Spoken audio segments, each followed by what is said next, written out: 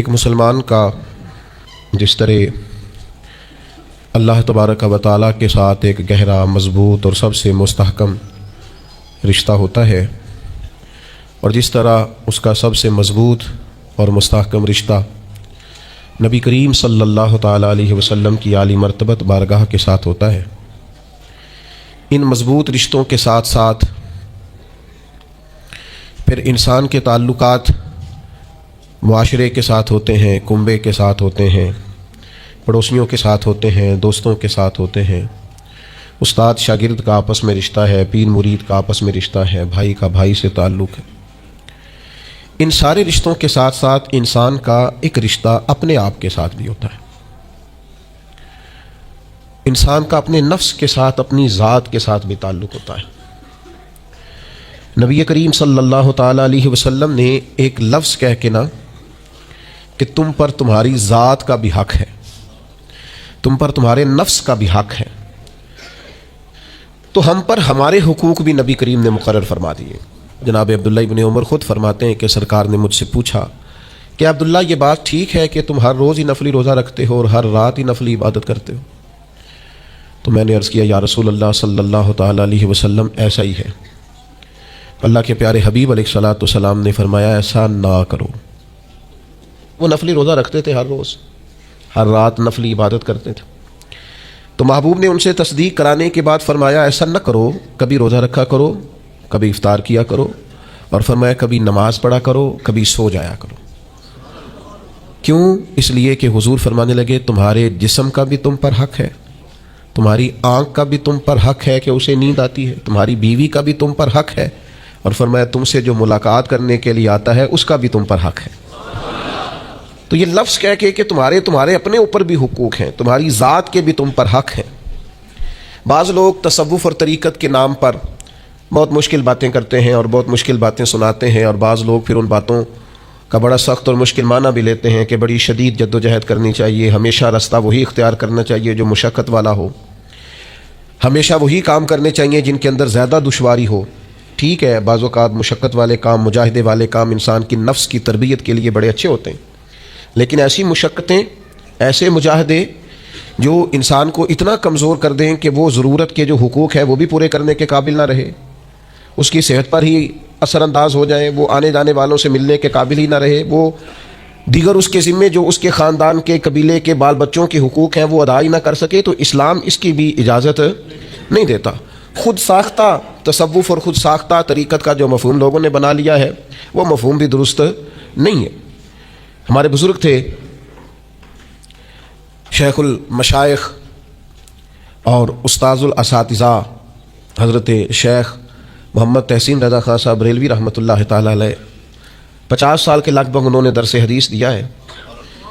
تو میں ان پر ایک مضمون لکھ رہا تھا، میں نے ان سے عرض کی حضور آپ تہجد پڑھتے ہیں؟ فرمانے لگے نہیں، میں عشاء جماعت سے پڑھتا ہوں، اس کو بھی سالوں بیت گئے، اور میں فجر جماعت سے پڑھتا ہوں، یہ بھی میری زندگی کا معمول ہے، لیکن میں سحری کے وقت اس لیے نہیں اٹھ پاتا کہ مجھے صبح 8 بجے بیٹھ کر بچوں کو درس حدیث پڑھانا ہوتا ہے، عشاء کے بعد مجھے مطالعہ کرنا ہوتا ہے، تو میں سمجھتا ہوں یہ بھی میرے لیے نفلی عبادت ہے، لہٰذا میں رات کو بھی کتاب و سنت دیکھتا ہوں اور سارا دن بھی کتاب و سنت پڑھاتا ہوں، امید ہے میرا رب مجھے تہجد کا اجر بھی عطا کرے گا۔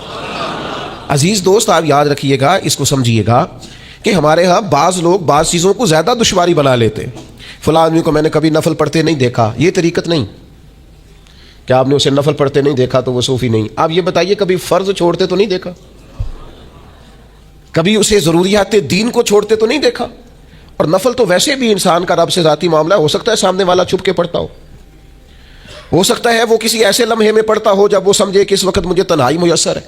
تو حضور نے فرمایا تمہارے نفس کا بھی تم پر حق ہے۔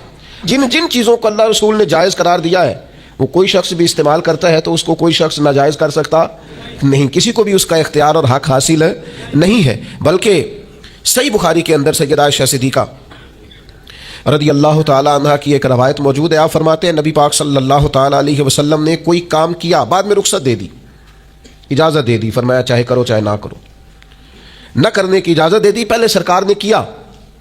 تو بعض لوگ ایسے تھے جنہوں نے اس رخصت سے فائدہ نہیں اٹھایا، وہ کام کرتے رہے، حضور نے اجازت دی تھی لیکن انہوں نے اس اجازت سے فائدہ نہ اٹھایا، تو نبی کریم علیہ السلام کو جب اس بات کا علم ہوا تو محبوب نے اللہ کی حمد کی اور حضور فرمانے لگے یہ بعض لوگوں کو کیا ہو گیا ہے کہ وہ ان کاموں سے بچتے ہیں جو میں کرتا ہوں، یعنی جس رخصت اور گنجائش پر میں عمل کر رہا ہوں اللہ کا محبوب ہو کے، وہ اس چیز کو چھوڑ رہے ہیں، اس سے اعتراض برت رہے ہیں حالانکہ میں اجازت دے رہا ہوں۔ اور پھر اللہ کے حبیب علیہ السلام نے کیا خوبصورت انداز میں اس سارے مفہوم کو اتنا سمیٹا کہ اس کو ہمیشہ کے لیے بند کر دیا۔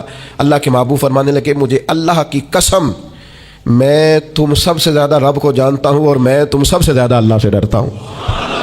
تو جب میں کسی گنجائش پہ عمل کر رہا ہوں، جب میں کسی ضرورت پر عمل کر رہا ہوں، وہ یہاں ایک دوست تشریف لائے ہمارے پاس تو وہ ہمیں مشورہ دینے لگے کہ آپ کے ہاں بچوں کو چھٹی ہوتی ہے تو وہ تقریباً 1.5 دن بنتا ہے، ظہر کی نماز کے بعد ہفتے کو وہ چلے جاتے ہیں اور اتوار کا سارا دن وہ چھٹی میں رہتے ہیں، تو یہ 1.5 دن پورا ان کا ضائع ہوتا ہے۔ تو یہ تو معاملہ ٹھیک نہیں ہے، اس طرح تو ایسا ہے نا کہ مدارس دینیہ میں کیا کام ہے چھٹی کا؟ تو میں نے ان سے کہا ہو سکتا ہے مدرسے کے طالب علموں کو بھی نیند آتی ہو سکتا ہے ان کا بھی کبھی کسی گراؤنڈ میں جا کے کھیلنے کو جی چاہتا ہو سکتا ہے یہ بھی اسی طرح کے لوگ ہوں جس طرح کے عام بچے ہوتے ہیں، ہو سکتا ہے وہ ساری خواہشات ان کے اندر بھی پائی جاتی ہوں جو باقی لوگوں کے اندر پائی جاتی ہیں۔ آپ وہ پابندیاں کیوں لگاتے ہیں جو پابندی اللہ رسول نے نہیں لگائی؟ جس چیز کو شریعت نے بین نہیں کیا ہم کون ہوتے ہیں اس کو بین کرنے والے؟ سمجھیں؟ ہاں ایک بات ضرور ہے، ہم اپنے وجود کے مالک نہیں ہیں، اس کا مالک اللہ ہے، وہ خالق ہے ہم مخلوق ہیں، وہ معبود ہے ہم اس کے عابد ہیں، وہ ہمارا مالک ہے۔ ہمیں اپنے نفس کو اپنے وجود کو اس کی فرما برداری میں رکھنا۔ نفس کے حق کا یہ مطلب نہیں ہے کہ خواہش نفس میں اگر کوئی ناجائز چیز پیدا ہوتی ہے تو اس کی تکمیل کے لیے بھی ہم دوڑ پڑیں گے، اس کی شریعت کے اندر اجازت نہیں ہے۔ اجازت اس بات کی ہے کہ جن چیزوں کو شریعت نے جائز قرار دیا ہے آپ اگر ان کا حصول چاہتے ہیں، آسانی چاہتے ہیں تو آپ ضرور ان کو اختیار کریں، کوئی منع والی بات نہیں ہے۔ میں نے کہا بعض لوگ نا بعض چیزوں پر شدت کرتے ہیں، یعنی نبی کریم علیہ السلام کے صاحبزادہ گرامی حضرت ابراہیم علیہ السلام کا وصال ہو گیا تو نبی کریم کی آنکھوں میں آنسو آ گئے۔ تو ایک شخص نے حضور سے کہا یا رسول اللہ آپ بھی روتے ہیں، آپ تو صبر کا درس دیتے ہیں۔ تو نبی کریم نے فرمایا یہ جو آنسو نکل آئے ہیں نا یہ بیٹے کی محبت کی علامت ہے، باقی فرمایا میرے دل اور زبان پر وہی ہے جس سے میرا رب راضی ہوتا ہے، میں اللہ سے کوئی شکوہ نہیں کر رہا، اس کی تقدیر پر راضی ہوں۔ لیکن یہ کہ جو انسان پر اللہ تعالیٰ نے کچھ فطری محبت رکھی آپ اس کو بھی قبول نہیں کرتے بعض لوگ، تو کچھ لوگ بعض لوگوں پر زیادہ شدت کرتے ہیں، بعض لوگ بعض چیزوں کے معاملے میں زیادہ شدت کا۔ حضرت عمر کو نبی پاک نے کچھ نذرانہ دینا چاہا، ہدیہ دینا چاہا، ایک ہے آپ کسی سے مانگتے ہیں، ایک ہے کوئی آپ کو دیتا ہے، ان دونوں باتوں میں وہ جو تحفہ لینا دینا ہے اسے تو حضور نے فرمایا محبت بڑھتی ہے۔ تو حضرت یہ صحیح بخاری میں موجود ہے، نبی کریم نے کچھ دیا تو حضرت عمر عرض کرنے لگے نہیں یا رسول اللہ ضرورت نہیں، تو محبوب نے فرمایا جو بن مانگے ملے وہ تو اللہ کی طرف سے ہے۔ وہ ایک صاحب مجھے کہنے لگے فلاں صاحب کہتے ہیں ہم چندہ نہیں مانگتے، تو میں نے کہا وہ زیادہ نیک ہونا چاہتے ہیں، کوئی حرج والی بات نہیں، وہ چندہ نہیں مانگتے، وہ زیادہ پرہیزگار ہونا چاہتے ہیں، زیادہ آگے بڑھنا چاہتے ہیں، ورنہ نبی پاک نے تو اعلان کیا ہے کہ تبوک پہ جانا ہے، مجاہدوں کو چندے کی ضرورت ہے، اعلان کیا کہ نہیں کیا رسول پاک نے؟ تو آپ کس کو علماء کی توہین کا پہلو بنائیں گے؟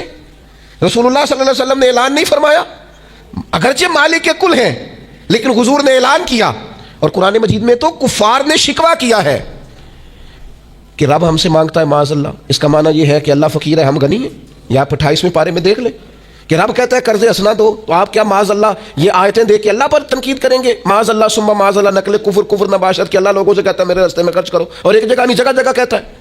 آپ کچھ زیادہ نیک ہونا چاہتے ہیں، یعنی جس بات کا اللہ اعلان کر رہا ہے وَمِمَّا رَزَقْنَاهُمْ يُنْفِقُونَ، جو میں نے تمہیں دیا ہے میری راہ میں خرچ کرو، جس کا حضور اعلان کر رہے ہیں۔ ایک شخص کھڑا ہو گیا تھا جی ہو مولوی چندے مانگتے ہیں، او خدا کے بندے جو کام عین کتاب و سنت میں موجود ہے، تم کو ضرورت سے زیادہ نیک ہونا چاہتے ہو تو یہ تمہارا خود ساختہ دین ہے، یہ رسول اللہ کا دین نہیں ہے، یہ تمہارا، اور لوگ ہیں کہ کہہ رہے ہیں واہ واہ بڑی بات ہے۔ تو اس لیے ہمارے وجود کا بھی ہم پر حق ہے۔ چند ایک نفس کے حقوق آج بیان کرنے۔ سب سے پہلا ہمارے نفس کا ہم پر حق یہ ہے کہ ہم اپنے آپ کو پہچانیں، اپنی صلاحیتوں کو پہچانیں، اپنے اوپر غور کریں۔ قرآن مجید نے ارشاد فرمایا کہ بل الانسان علی نفسہ بصیرہ، فرمایا بلکہ انسان خود اپنے اوپر گواہ ہے، اسے اپنا پتہ ہے، بہانے بنائے تو بات الگ ہے، یہ خود پر گواہ ہے، اسے خبر ہے۔ انسان عالم اصغر ہے، ہم نہ اپنے آپ کو پہچانتے نہیں، ہمیں اپنی خوبیوں کا پتہ نہیں ہوتا۔ یہ جو ہم استاذ کے پاس جاتے ہیں نا، یہ جو ہم مرشد کے پاس جاتے ہیں نا، وہ ہمیں نکھار کے نا تو وہ ہماری خوبیاں ہماری آنکھوں کے سامنے کر دیتے ہیں کہ یہ تمہارے اندر صلاحیت ہے۔ وہ تراش کے نا پتھر کو تو اسے ہیرا بنا دیتے ہیں، وہ نکموں کو کام کا بنا دیتے ہیں. وہ کیا کرتے ہیں کہ وہ ہمیں ہمارے اپنے آپ سے آگاہ کر دیتے ہیں. یعنی ہے وہی تیرے زمانے کا امام برحق جو تجھے حاضر و موجود سے بیزار کرے اور موت کی شکل میں دکھلا کے تجھے جلوہ یار زندگی تیرے لیے اور بھی دشوار کرے. وہ جو تیرا جینا اوکھا کر دینا, مشکل نہیں میں کہتا اگرچہ اردو ہے لیکن مشکل اور اوکھا, یہ اوکھا ذرا زیادہ وزنی ہے. جو جینا اوکھا کر دے وہ درویش ہوتا ہے جو تیرے لیے مشکل کر دے. بھائی اپنے آپ کو پہچانے, اپنے اوپر غور کریں. اللہ تعالیٰ نے بنایا ہے اور بنانے والا کہتا لقد خلقنا الانسان فی احسن تقویم. بنانے والا کہتا میں نے تجھے بڑی بہترین ساخت میں بنایا. او انسان میں نے تجھے بڑا ہی سونا بنایا. کوئی تیرے ناک پر تنقید کرے تو کرے, تو کہ تجھے پتہ نہیں یہ چاہت کس کی ہے, میں مرضی سے نہیں بنا, یہ بنانے والے نے بنایا ہے. اس نے تجھے سونا بنایا, تو اپنے آپ کو پہچانتا ہی نہیں. تو جو ہے نا خدا جانے بلندی ہے کہ پستی پر جہاں میں ہوں وہاں کوئی نہیں ہے. تو اپنے قد سے بھی پیار کر, تو اپنے رنگ سے بھی پیار کر, تو اپنے وجود کی ساخت سے بھی پیار کر. اور پھر وہ کہتا ہے تجھے بنایا, باقی سارا کچھ تیرے لیے بنایا. هو الذی خلق لکم ما فی الارض جمیعا. رب کہتا ہے زمین میں جو کچھ ہے نا میں نے سارا تیرے لیے بنایا. تجھے اللہ رسول کے لیے بنایا ہے اور باقی زمین میں جو کچھ ہے وہ سارا تو پہچانتا ہی نہیں. یہ ہر چیز مسخر ہے تیرے سامنے. اتنا بڑا ہاتھی ہوتا ہے اور ایک عام آدمی ہلکی سی چھڑی لے کے اسے چلا رہا ہوتا ہے. اونٹ کتنا لمبا چوڑا وزنی ہوتا ہے لیکن ایک عام آدمی اس کے ناک میں نکیل ڈال کے اسے گھما رہا ہوتا ہے. کتنی بڑی بھینس ہوتی ہے لیکن چھوٹے سے بچے نے مہار پکڑی ہوئی ہوتی ہے.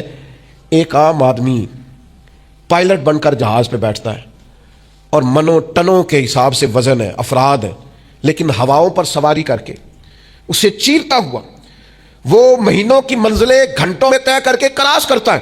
تسخیر کائنات کے لیے تجھے بنایا ہے, تو سو رہا ہے, تو جاگتا ہی نہیں, تو اپنے آپ کو پہچانتا ہی نہیں.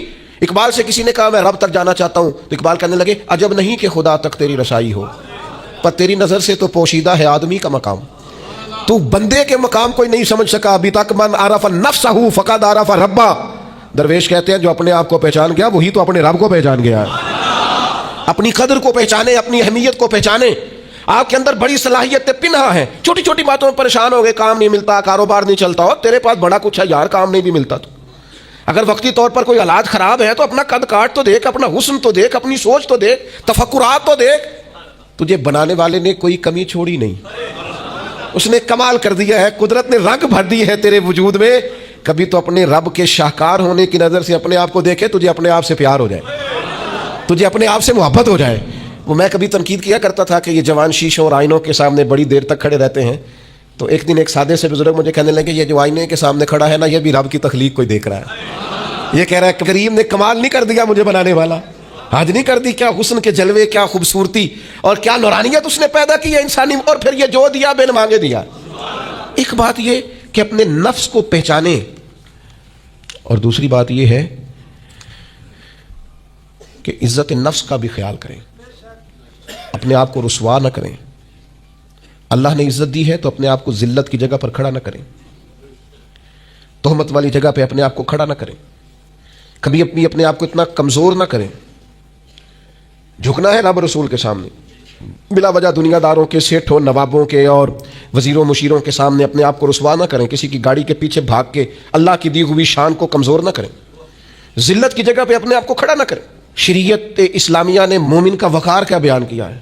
رب کریم نے فرشتوں سے جب مشورہ کیا تھا نا بندہ بنانے کے لیے, انسان کی تخلیق کے لیے, تو وَإِذْ قَالَ رَبُّكَ لِلْمَلَائِكَةِ إِنِّي جَاعِلٌ فِي الْأَرْضِ خَلِيفَةً. اللہ نے فرشتوں سے فرمایا میں زمین پہ اپنا نائب بنانا چاہتا ہوں. اوہو, کبھی آپ اس کو سمجھ جائے نا کہ یہ عزت کا تاج کیا ہے. رب کہتا ہے میں نے تجھے زمین پر اپنا خلیفہ بنایا ہے, تو نائب ہے میرا. اور کتنا تو پروقار ہے اور تو کتنا طاقتور ہے انسان, تیرے اندر کتنی صلاحیتیں ہیں. سورہ احزاب میں اللہ کریم فرماتے ہیں رب نے اپنی امانت زمین و آسمان پر رکھنی چاہیے تو زمین و آسمان نے انکار کر دیا اللہ کی امانت کو اٹھانے سے. وَحَمَلَهَا الْإِنسَانُ, اور انسان نے اس امانت کو اٹھا لیا. کہا مالک میں تیری امانت اٹھاؤں گا, میں تیرا نام لے کے گلیوں میں گھوموں گا, میں تیری توحید کے ڈنکے بجاؤں گا. حضرت انسان نے کہا میں تیرے نام کے نعرے لگاؤں گا, میں تیری عبادت کروں گا, میں تیرے لیے نکلوں گا, میں تیرے لیے خیرات کروں گا, میں تیرے رستے میں اپنی صلاحیت. وَحَمَلَهَا الْإِنسَانُ, انسان نے امانت اٹھائی اور کہا مالک میں نکلوں گا تیرے نام کی سربلندی کے لیے, میں تیرے نام پر جہاد کروں گا. اگر جان دینی پڑی تو دعائیں مانگ مانگ کے کہوں گا مالک میں تیرے رستے میں شہید ہونا چاہتا ہوں۔ اللہ کی امانت کو حضرت انسان کیوں اپنے آپ کو رسوائی والی جگہ پہ کھڑا کرے، کیوں کمزور کرے؟ بہت پہلے کہا تھا، فقیر آدمی ہوں، جو باتیں کہتا ہوں کوشش کرتا ہوں سوچ سمجھ کے کہوں۔ بہت پہلے کہا تھا میں نے کہ جو اپنی برادری کو بڑا جانتا ہے اس کی زیادتی نہیں، زیادتی اس کی ہے جو اپنی برادری کو سب سے چھوٹا جانتا ہے۔ تو بڑا نالائق ہے، تو کہتا ہے میں چھوٹی برادری میں پیدا ہوا ہوں، تو مرضی سے پیدا ہوا ہے، یہاں تجھے تیرے رب نے پیدا کیا ہے۔ جو ماں تیرے، میں نے ایک دفعہ کہا کچھ دوستوں سے، کہنے لگے کدھر جا رہے ہیں؟ میں نے کہا اپنے والد صاحب کے مزار پہ۔ کہنے لگے پیر تھے؟ میں نے کہا نہیں۔ عالم تھے؟ میں نے کہا نہیں۔ کسی بہت بڑے ادارے میں کسی صدر نشین کی سیٹ پہ بیٹھتے تھے؟ میں نے کہا نہیں۔ وہ ٹریکٹر پر بیٹھ کر کھیتوں میں ہل چلاتے تھے، شام کو بھینسوں کا دودھ دھوتے تھے، وہ کسان تھے، وہ محنت کرتے تھے۔ پھر وہ تاجر تھے، چھوٹی سی تجارت کرتے تھے۔ لیکن مجھے اگر کوئی کائنات میں پوچھے گا نا خوش نصیب کتنے ہو، تو میں کہوں گا میں نے اس طرح کا باپ نہیں دیکھا جس طرح کا اپنا باپ دیکھا۔ اس لیے کہ میری شخصیت میں اگر کوئی نکھار ہے تو سب سے زیادہ رنگ میرے ابا جی کے بھرے ہوئے، میں کیسے انکار کروں؟ سب سے زیادہ ان کے دیے ہوئے رنگ ہیں شخصیت کے اندر، ماں باپ کے۔ وہ بھائیوں ناز کے ساتھ زندگی گزاری جاتی ہے۔ کبھی اپنے آپ کو رسوائی والی جگہ پہ کھڑا نہ کریں، کبھی اپنے آپ کو کمزور نہ کریں، مضبوط رہیں، طاقتور رہیں۔ اور تیسری بات، ایک تو اپنے نفس کو پہچاننا ہے، دوسرا اپنی عزت کرنی ہے۔ کس کی عزت کرنی ہے؟ اپنی عزت کرنی، تکبر نہیں کرنا، اپنی عزت کرنی ہے۔ عربی کے کسی شاعر نے کہا تھا جو اپنی عزت نہیں نہ کرتا اس کی عزت بھی کوئی نہیں کرتا۔ اب وہ آپ نے ایک عام محاورہ سنا ہوگا، اپنی عزت بندے کے اپنے ہاتھ میں ہوتی ہے۔ اس کا معنی کیا ہے؟ آپ کبھی بھی کوئی ایسا کام نہ کریں جس سے آپ کی ذلت ہو۔ آپ اپنی عزت کریں، آپ اپنی تکریم کریں، آپ اپنے وقار کو بلند رکھیں، آپ کبھی بھی اپنے لہجے کو، معیار کو کمزور نہ ہونے، آپ فکری توانائی کا ہمیشہ مظاہرہ کریں، طاقتور رہیں، کمزور نہ پڑے کبھی بھی۔ اور تیسرا یہ ہے کہ اپنے نفس کی تربیت کریں۔ جس طرح انسان اپنے وجود کی نشو و نما کرتا ہے نا، وہ کہتا ہے یہ کھاؤں گا تو طاقت ہوگی، یہ کھاؤں گا تو بیمار ہوں گا، یہ کھاؤں گا تو میں فریش رہوں گا، یہ کھانے سے میری طبیعت میں درد ہوگی۔ اسی طرح وہ اپنی تربیت کرے، اپنی نشو و نما کرے، اپنی روحانی تربیت پر توجہ دے۔ وہ دیکھے یہ کام کرنے سے میری طبیعت گناہ کی طرف مائل ہوتی ہے، اس بری صحبت میں بیٹھنے سے میرے اندر بعض بری چیزیں آتی ہیں، اس کے پاس بیٹھنے سے سوچے میری گدلی میلی کچیلی ہوتی، اور اس شخص کی صحبت جو ہے وہ مجھے تازہ کرتی ہے، اللہ کے قریب کرتی۔ تربیت نفس پر توجہ دیں، اپنی باطنی کیفیات کو ملاحظہ کریں۔ اپنی تربیت سب سے زیادہ انسان خود کر سکتا ہے، بل الانسان علی نفسہ بصیرہ۔ انسان خود اپنے اوپر گواہ ہے، وہ خود محسوس کرے کہ کہاں کہاں میرے اندر غلطیاں ہیں، کہاں کہاں میرے اندر کمزوریاں ہیں، وہ ان ساری چیزوں پر متوجہ رہے۔ ڈاکٹر نے دوائی دینی ہوتی ہے، اور دوائی دینے کے بعد وہ کہتا ہے یہ نسخہ ہے اور یہ کھانے کی ترتیب ہے اور یہ آپ کی پرہیز ہے۔ اب مریض کہے کہ جناب ڈاکٹر صاحب کوئی نظر کریں آپ تاکہ میں نہ نظر سے ٹھیک ہو جاؤں، تو ڈاکٹر کہے گا میری نظر یہی ہے جو میں نے نسخہ لکھا ہے نا، یہی نسخہ ہے، یہ دوائی کھائیں۔ یہ وہ لوگ آتے ہیں پیر صاحب کے پاس، کہتے ہیں کوئی نظر کریں میں نیک ہو جاؤں۔ بھی پیر صاحب نے نسخہ بتایا نا 5 نمازیں پڑھو، نماز کے بعد یہ والا ذکر کرو، پیر صاحب نے بتایا نا اس کام سے پرہیز کرو، تو آپ ان بات مانیں انشاءاللہ اللہ شفا عطا فرمائے گا۔ آپ اس نسخے پر، وہ پیر فیض الحسن شاہ صاحب رحمۃ اللہ علیہ عالم معاشری والے فرمایا کرتے تھے، مرید کہتے ہیں سانو نماز نہ پڑھاؤ، اللہ اللہ نہ کراؤ، ایویں ہی پہنچاؤ۔ تو کہتے ہیں یہ ایویں والا کام ہو سکتا؟ ہاں، جو شریعت کے احکام ہے وہ تو سارے کرنے پڑتے ہیں۔ اور پھر لوگوں کو نا ایسے موقع پہ بابا بلے شاہ جی یاد آ جاتے ہیں، کہتے بلے شاہ نو مرشد ملے ہے تے انہیں ایویں ہی جا بخشایا ہے، او نا نا نا نا 300 پہلی زمین ہوندی سی بابے بلے شاہ دی، انہیں ساری دتی دی اللہ دی راہ وچ، ایویں جڑا جے نا وہ اے والا ایویں جے۔ نیرا شیر نہ پڑھو، پیچھے پلٹ کے دیکھو تو صحیح اس شخص نے کمال کیا کیا کیا ہے، مجھے اتنا نظر آ رہا ہے۔ وہ بلے شاہ نو مرشد ملیا جنہیں ایویں جا بخشایا، وہ ایویں ان کی عاجزی ہے، وہ ان کی عاجزی ہے، وہ انکساری ہے۔ وہ کہتے ہیں کہ مجھے بہت زیادہ مشقت نہیں کرنی پڑی، ایک ہی مرشد سے سارا کچھ مل گیا ہے۔ یہ اس بات کا ترجمہ ہے، یہ اس کی تشریح ہے۔ من مانی باتیں، من مانی آپ تربیت اپنی کریں، اپنے اوپر غور کریں۔ اور چوتھا، ہمارے نفس کا ہم پر حق یہ ہے کہ اپنے نفس کا احتساب کریں، اپنے نفس کو اللہ کی رضا کے مطابق ڈھالیں، اس کا محاسبہ کریں۔ جو لوگ حساب کتاب نہیں نہ رکھتے، ہمارا ادارہ ذرا بڑا ہوا ہے تو ہم نے اسپیشل اکاؤنٹ میں پکا بندہ رکھ لیا ہے۔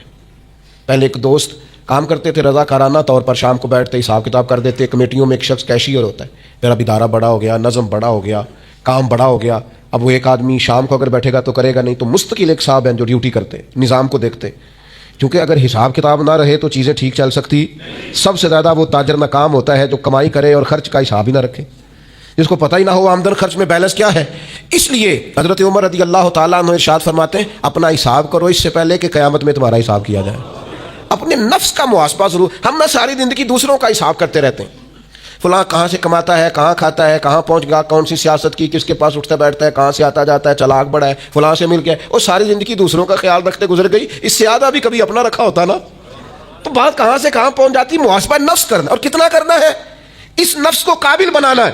حضرت سیدنا عبداللہ ابن سلام رضی اللہ تعالیٰ عنہ لکڑیوں کا گٹھا, پرانے زمانے کے اندر ایندھن لانا, لکڑیاں اکٹھی کر کے لانا, یہ بھی روزمرہ کی ڈیوٹیوں میں سے ایک ڈیوٹی ہوتی تھی. وہ ڈیوٹی آج کل ہم ماہانہ گیس کا بل دے کے پوری کرتے ہیں, یا اب بھی اس کی ایک صورت ہمارے پاس ہے کہ بہت سارے لوگوں نے سلنڈر اٹھائے ہوتے ہیں گیس بھروانے جا رہے ہیں. تو اس سے کچھ عرصہ پہلے یا آج بھی دیہی ماحول کے اندر بعض لوگ شام کو لکڑیاں اکٹھی کر کے لاتے تھے کہ وہ آئیں گی تو کھانا پکے گا ایندھن کے لیے. حضرت عبداللہ ابن سلام رضی اللہ تعالیٰ عنہ لکڑیاں اپنی پشت پہ رکھے ہوئے ہیں, گھر کی طرف آ رہے ہیں. تو ایک شخص نے آپ سے کہا کہ جناب حد ہو گئی, گھر میں بیٹے بھی موجود ہیں, غلام بھی موجود ہیں, اور آپ یہ کام خود کر رہے ہیں. تو حضرت عبداللہ ابن سلام فرمانے لگے بیٹے بھی موجود ہیں اور غلام بھی موجود ہیں, اور ایک بات اور بھی شامل کر رہا ہوں, اللہ کے فضل سے میرے بچے اور میرے خادم میرے فرما بردار بھی ہیں, بات بھی مانتے ہیں. لیکن فرمانے لگے میرا نفس نہ تھوڑا بڑا ہو گیا تھا. یہ مجھے کہہ رہا تھا تو بہت بڑا آدمی ہو گیا ہے, تو بہت بڑا شخص ہو گیا, تیری بڑی شخصیت ہو گئی ہے. فرمایا یہ جو ذرا لکڑیوں کا گٹھا پشت پہ رکھا ہے نا, یہ رکھا پشت پہ ہے, لیکن ذرا حساب اپنے نفس کا کر رہا ہوں, محاسبہ نفس کر رہا ہوں, اسے سمجھا رہا ہوں کہ اتنا بڑا ہونے کی ضرورت. ہمارے بزرگ فرمایا کرتے تھے آخر تک اپنے استادوں کی بارگاہ میں حاضری دینی ہے. میرے اسا فرمایا کرتے آخر تک اپنے مشائخ سے جڑے رہنا ہے, آخر تک اپنے اساتذہ کے پاس آنا جانا. کچھ لوگ بے نیاز ہو جاتے ہیں نا, خود عالم ہو گئے, اب استاد گئے, خود بڑے ہو گئے, اب گئے. کہتے تھے آخر تک جانا, اس لیے کہ بعض لوگوں کے پاس جانے سے انسان کو لگتا ہے کہ نہیں مجھ سے بھی بڑے موجود ہیں. ان کے پاس بیٹھنے سے احساس ہوتا ہے کہ میں اتنا بڑا نہیں ہوں, اور بڑا بھی ہمیشہ وہی ہوتا ہے جس کا کوئی بڑا ہوتا ہے, جس کا کوئی بڑا نہیں وہ کیسے بڑا ہوگا. تو اللہ تعالیٰ نے بھی ہمیں قرآن مجید کے اندر یہ حکم دیا, یا ایھا الذین آمنوا اتقوا اللہ ولتنظر نفس ما قدمت لغد, اے ایمان والو اللہ سے ڈرو اور ہر جان حساب کرے, محاسبہ کرے, دیکھے کہ اس نے کل کے لیے آگے کیا بھیجا. کل کے لیے اپنا حساب کرنا ہے, محاسبہ نفس کرنا ہے. یہ نفس کا حق ہے. جس طرح کپڑے میلے ہو جاتے ہیں تو آپ پریشان ہوتی ہیں کہ یار یہ میلے ہو گئے, بدلنے چاہیے. جوتے ٹوٹ جاتے ہیں تو آپ خیال کرتے ہیں یار مجھے آنا جانا ہوتا ہے, یہ مجھے ٹھیک کرنے چاہیے. تو نفس پر میل کچیل چڑھ جاتی ہے, لوگ حساب ہی نہیں کرتے. باطن سارا گدلا ہو جاتا ہے, لوگ حساب ہی نہیں کرتے. اندر سارا کمزور ہو جاتا ہے, حساب ہی نہیں کرتے. اس نفس کا حساب کرنا ہے, محاسبہ کرنا ہے. اس کا بھی حق ہے, جس طرح آپ کے جسم کا حق ہے کہ لباس ٹھیک ہو, جوتے ٹھیک ہوں, آپ نے غسل کیا ہوا ہو, اس طرح آپ کے نفس کا بھی حق ہے. اس کا حق کیا ہے کہ اسے اتنا ٹھیک کر دے, اتنا محاسبہ کریں, اتنی اس کی عادات بہتر کریں کہ وہ رب کی رضا کے مطابق ڈھل جائے, اللہ رسول کی رضا کے مطابق دھل جائے, نکھر جائے, صاف ہو جائے. اس طرح کا ہو جائے کہ جب دنیا سے جانے لگے تو آواز آئے, یا ایتھا النفس المطمئنہ, اے نفس مطمئنہ, ارجعی الی ربک راضیۃ مرضیہ, لوٹ اپنے رب کی طرف, تو اپنے رب سے راضی ہے اور تیرا رب تجھ سے راضی ہے. اس نفس کو اللہ کی رضا کے مطابق ڈھال دیں. حضرت ابراہیم ابن ادم رحمۃ اللہ علیہ ایک دن مریدوں کے بیچ بیٹھے ہوئے تھے, فرمانے لگے دنیا میں جو کچھ ہوتا ہے میری مرضی سے ہوتا ہے. تو سارے مرید آپ کی طرح کے عقیدت مند تو نہیں نہ ہوتے چپ کر کے سن لیں, کچھ سوچتے بھی ہیں, ان کا دماغ فوری طور پر تنقید کی طرف بھی مائل ہوتا ہے. جب آپ نے فرمایا کہ دنیا میں جو کچھ ہو رہا ہے میری مرضی سے ہو رہا ہے, تو کچھ لوگ جو تھے ان کی آنکھیں بتاتی تھیں کہ سوال فوری طور پر آ گیا ہے, ذہنوں کو پریشان کر رہا ہے. تو ایک صاحب نے کہہ لیا حضور یہ بڑا دعویٰ ہی نہیں, دنیا میں جو ہو رہا ہے میری مرضی سے ہو رہا ہے. فرمانے لگے اصل بات نہیں نا, تم نے آگے پوچھا ہی نہیں, میں بتانے لگا تھا. تم پر کچھ لوگ پریشان جلدی ہو جاتے, اگلا صفحہ پڑھتے نہیں, پچھلے پہ ہی پریشان ہو جاتے. کہا دنیا میں جو کچھ ہو رہا ہے میری مرضی سے ہو رہا ہے, اور میری مرضی وہی ہے جو میرے رب کریم کی مرضی ہے. میں نے اپنی مرضی اللہ کی مرضی میں فنا کر دی ہے, لہذا جو کچھ بھی ہو رہا ہے چونکہ میری مرضی وہی ہے جو میرے. یا ایھا النفس المطمئنہ ارجعی الی ربک راضیۃ مرضیہ, اے نفس مطمئنہ لوٹ اپنے رب کی طرف, وہ تجھ سے راضی ہے, اور تو فادخلی فی عبادی, آجا میرے خاص بندوں میں داخل ہو جا. وادخلی جنتی, آنا میں نے تیرے لیے جنت تیار کی ہے, میری جنت میں داخل ہو جا. لیکن کیا کرنا ہے, نفس مطمئنہ. کون سا ایسا نفس تیار کرنا ہے جو اللہ سے راضی ہو اور اللہ اس سے راضی ہو. اس کا محاسبہ کر کے اس طرح کا بنا لیں کہ یہ اس طرح کا ہو جائے کہ جس طرح اللہ اس سے راضی ہے اور یہ اللہ